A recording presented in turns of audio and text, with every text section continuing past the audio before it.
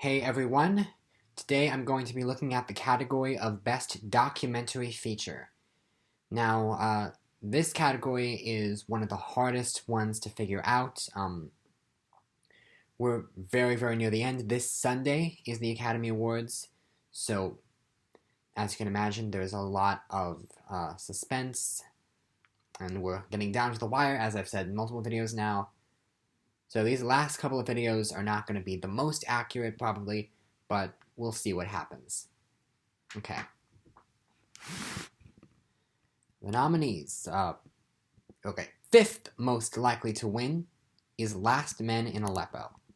The premise here, the White Helmets, a civilian rescue squad operating in Syria, dig through rubble to find bombing survivors and retrieve bodies of the deceased. Some of their first responders are separated from their families, while others worry about loved ones still in Aleppo.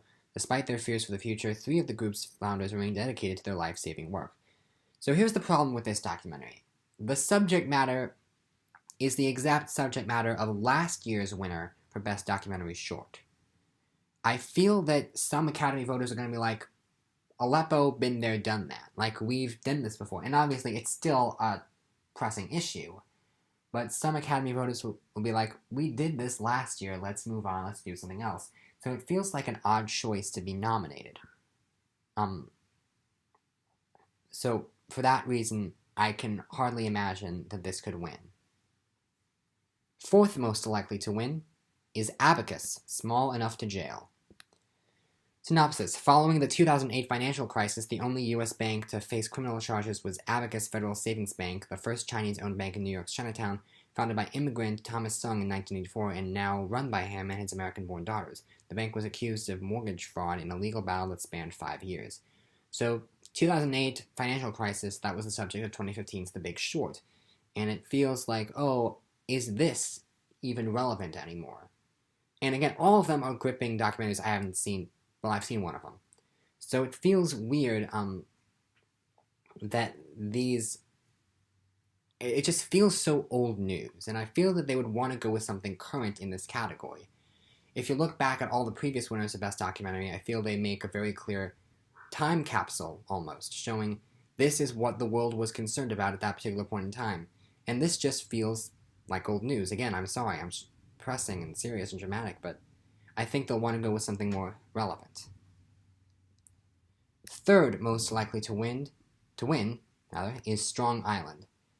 So synopsis, in 1992, William Ford Jr., a 24-year-old African-American man preparing to become a corrections officer, was shot and killed by a white mechanic during a dispute. The murder, of which the killer was never convicted, tore apart the Ford family, which still wrestles their grief and anger decades later. So I actually saw this documentary. I saw it on Netflix a couple months ago. It is amazing. It is phenomenally done. And the director is the brother of William Ford, Yance Ford, who is the first transgender ever nominated for an Academy Award, a transgender filmmaker, rather, ever nominated for an Academy Award.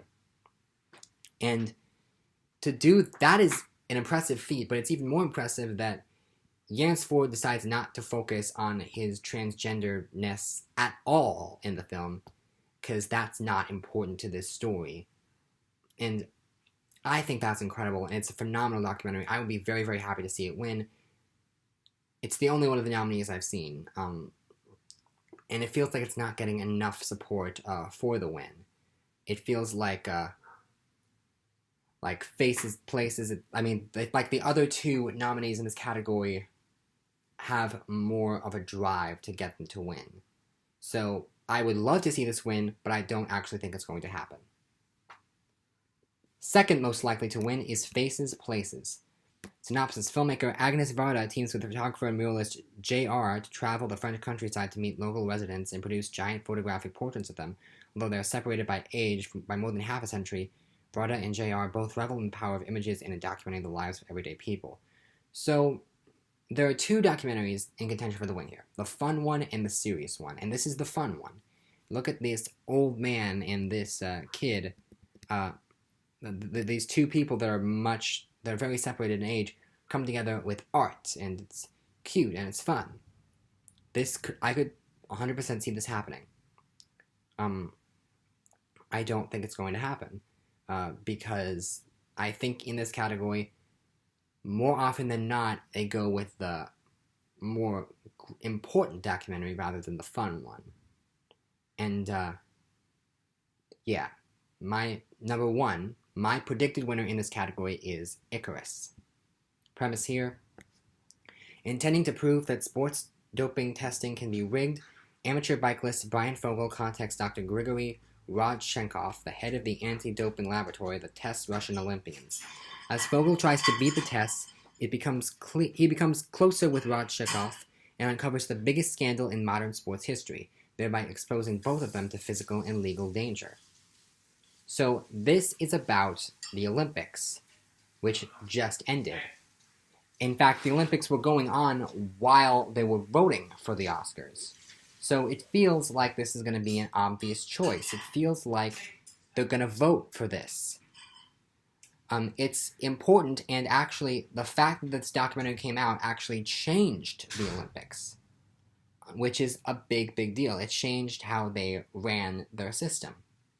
And if you compare it to films like Jane and Katie, which were the two contenders to win this category until neither one of them ended up being nominated, I feel, based on what's left, Icarus feels like the most pressing documentary. It's on Netflix. I haven't seen it. But it's an important documentary, and it changed the game. I feel that it genuinely did change the game. It changed the Olympics, and it's the most important of the nominees. And I feel that sometimes the Academy just wants to go with the most important film, at least in this category, because the Academy wants to feel important. And I imagine that if Brian Fogel and Dan Kagan, if they end up winning this, they'll have a really emotional speech. Now, Faces Places could win, and Strong Island, I would love to see that win. But of the nominees, I think Icarus is your most likely winner. Thanks for watching. Tune in tomorrow where I take a look at the category of Best Film Editing.